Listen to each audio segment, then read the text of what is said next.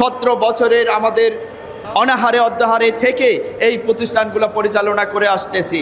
একই পরিবারের 5 জন পাইছি প্রতিবন্ধী, 5 জন অন্ধ। এখানে বাবা মাই হিমশিম খাচ্ছে, সেখানে আমরা এদেরকে অনেক সুন্দরভাবে গড়িয়ে তোলার চেষ্টা করছি। শিক্ষা থেকে বঞ্চিত করে কখনো একটি জাতি উন্নয়ন করা সম্ভব নয়। আমরা আজকে 5 দফা দাবি নিয়ে রাস্তায় এসেছি।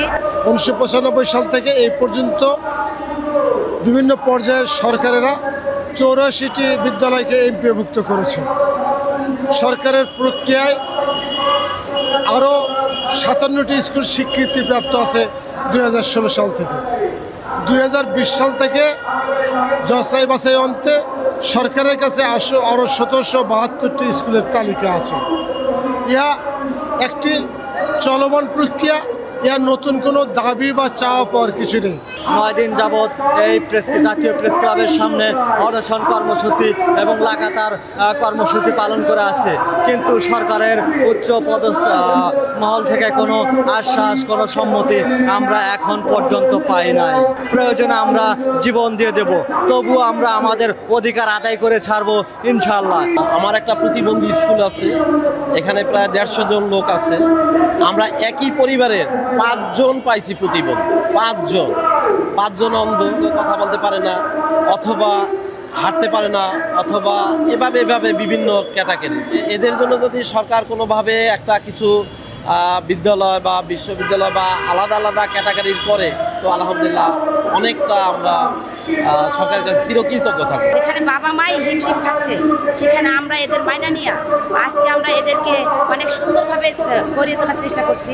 ওদের বই খাতা, মিডে, আমাদের একটা খাবার ব্যবস্থা করতে হয়, সব কিছু মিলে আমরা অনেকটা সমস্যার মধ্যে। আমরা রাষ্ট্রের কাছে আমাদের দাবি, এই প্রতিষ্ঠানে আমরা আজকে 5 দফা দাবি নিয়ে রাস্তায় এসেছি। সেটা হচ্ছে বাংলাদেশের 772টা প্রতিষ্ঠান, এই প্রাণের প্রতিষ্ঠানগুলো অনতিবিলম্বে এমপিওকরণ দিলেই আমাদের এই প্রতিষ্ঠানগুলো সমস্যার সমাধান হতে। শিক্ষা উপবৃত্তি ভাতা 3000 টাকা সুনিশ্চিত করলে মোটামুটি একটা অ্যাভারেজ আসবে, যেটা হয়তো পুরোপুরি সম্ভব না হলেও কিছুটা শান্তিমূলকে আসবে। 5 ভোকেশনাল কারিকুলাম তৈরি করলে মোটামুটিভাবে আমরা এই বাচ্চাদের একটা কর্মমুখী শিক্ষা দিতে পারি, যে বাচ্চা যে ক্যাটাগরি ওই বাচ্চা ওই ইয়াতে ধাবিত হতে পারবে এবং কিছু একটা করে খেতে পারবে, কারো উপরে স্বাবলম্বী থাকবে না ওরা।